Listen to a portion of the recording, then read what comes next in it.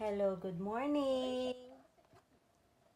Hello mga mommies, it's me again, your mommy Janet at your service. Charot.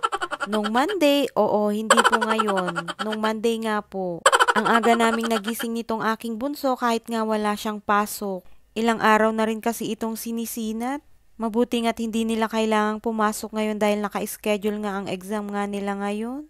Magmula nga nung Friday, pagkatapos nga ng klase nila, inaramdaman ko nga na medyo mainit nga siya. Mabuti nga't hindi nga niya iniinda yung nararamdaman niya at kung ano nga yung masakit sa kanya. Ang akala ko nga lang ay lagnat laki lang kaya kailangan nga lang niyang magpahinga baka kako napapagod siya sa pagpasok sa school ng maaga.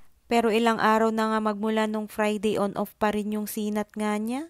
Kaya ngayong araw ay dadalhin ko nga siya sa pedya niya para matignan kung ano nga yung dahilan ng sinisinat nga niya. Thankful nga ako na kahit sinisinat nga itong batang ito ay malikot pa rin. Pero nakikita ko pa rin sa mga mata niya na matamlay pa rin at may nararamdaman nga. Kaya nga bago kami pumunta doon ay nagluto muna ako ng breakfast para makakain muna kami.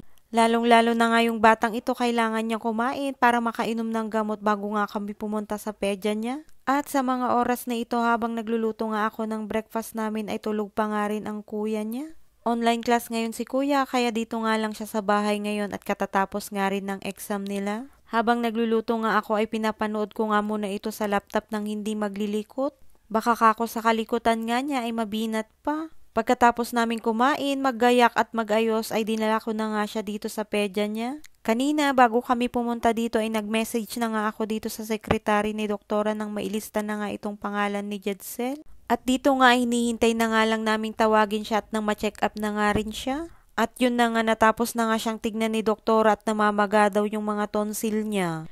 Hay nako, nakuha niya siguro sa kakain ng ice cream dahil nga sa init ng panahon ngayon. Hindi ko naman siya masisi dahil bilang nanay nga ay hindi ko naman mapigilan na ibigay kung ano nga yung mga gusto ng mga anak natin, di ba? Siyempre, kasiyahan pa rin nating mga nanay na makita nga yung mga anak natin na masaya na ibibigay natin kung ano nga yung mga gusto nila. Anyways, pagkatapos nga naming magpa-check up ay bumili na nga kami ng gamot na binigay ni doktor para sa kanya. Diretsyong sumakay na kami ng taxi nang makauwi na rin kami agad at nang makapagpahinga na nga rin siya. Hanggang dito na lamang for today's mini vlog. Salamat po ulit sa pagsama sa amin. Don't forget to follow me para magkita-kita pa po tayo sa mga susunod ko pang mga upload. Mag-iingat po tayong lahat. God bless. Bye!